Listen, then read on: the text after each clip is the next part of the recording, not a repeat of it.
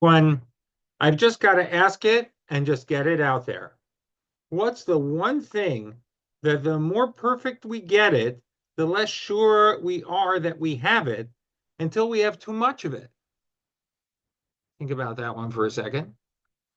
The answer to me is clear. It's enough. That's right. The more we perfect trying to get enough, the less sure we are that we have enough until we have too much. And I'm sure this is obvious to us that we aren't sure if we have enough of a particular spice or an ingredient in a dish. We need to be careful when we add more, or we run the risk of ruining the recipe because once we put in too much, then it's ruined. But in other areas of life, are we also aware that the quest for enough can actually be equally as dangerous? Take these two examples that I recently came in contact with. I was asked to meet with a young person due to get married next week. The person was incredibly worried because he or she was worried that he or she didn't know if he or she liked the fiance enough. What do you say to a person like that? How do you even conceptualize what he or she is going through? Or how about this one? I recently met a person who was pretty well to do. He told me that he was really jealous of me and my practice because he thought I had something he couldn't find: anxiety relief. I was stunned. Here's a person who, if he stops working today, will live comfortably for the rest of his life and that of his children and probably grandchildren as well. And so, in my humble opinion, no, he was not a patient, so I didn't assess him. He didn't seem to be suffering from any situational stress, and yet he insisted that he had terrible anxiety because he wasn't sure if he had enough, and it kept him awake at night and stressed during the day. How do you help him find enough? It'd be easy if this were a simple dichotomy question, a brisker chiluk or differentiation between good and bad desires. And on the surface, it should be. After all, in this week's parsha, we're introduced to two brothers and their outlooks on life and the pursuit of purpose. One looks to the bounty from his brother and tries to reject it. Vayomer Esav, we're told Esav tells Yaakov, Yesh li Rav, I have enough.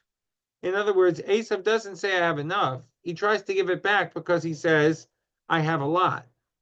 But Yaakov demurs, arguing that Hashem took care of him. Yichanani Elokim v'chiyesh li kol.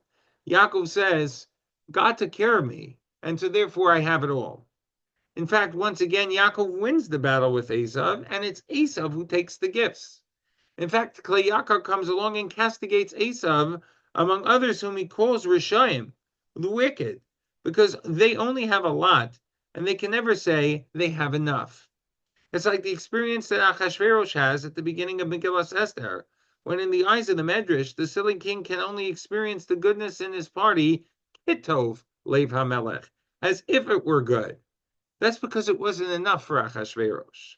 And this, the Medrash notes, is in sharp contrast to the Jews, who at the time of the inauguration of the Beis Hamikdash were indeed Tovei Lev. If it were as simple as saying that when you can say enough, you're a tzaddik, and when you can't, it indicates rishus or wickedness, that'd be an easy and perhaps inappropriately oversimplified differentiation. It wouldn't be enough. Make no mistake about it, Chazal stressed the midah, the attribute of histapkut, of moderation, as necessary in Jewish ethical development. Ben Zoma famously notes that he who is wealthy is one who's sameach bechelko, who's happy with his or her lot. And Rav Dessler explains that if one doesn't focus on what's missing, and is also not focused on others' opinions, that person is by definition wealthy.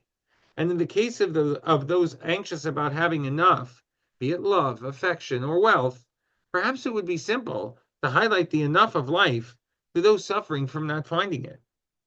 Moreover, when building the Mishkan, enough was not enough.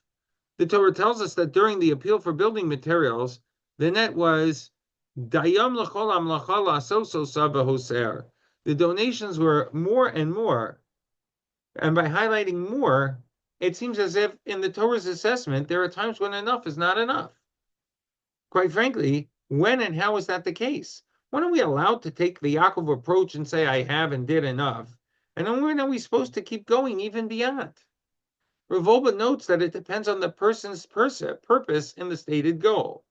You can't ever have it all when your goal is purely physical. After all, like Esav, there's always more to have. But when the bigger purpose beyond the immediate goal is to take what you have and parlay that into a spiritual purpose, for Hashem, for instance, you can actually have enough. When someone uses the wealth that Hashem provides for him or her for a greater spiritual purpose, she always has enough to get to that goal. Similarly, when one's in a relationship that has a foundation so that those in it can successfully work together in mutual respect and admiration to build on what they have for a loftier relationship, they have enough.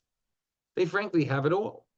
Rav Wolbe succinctly puts it this way: our ultimate purpose in existence is to use whatever we have for good.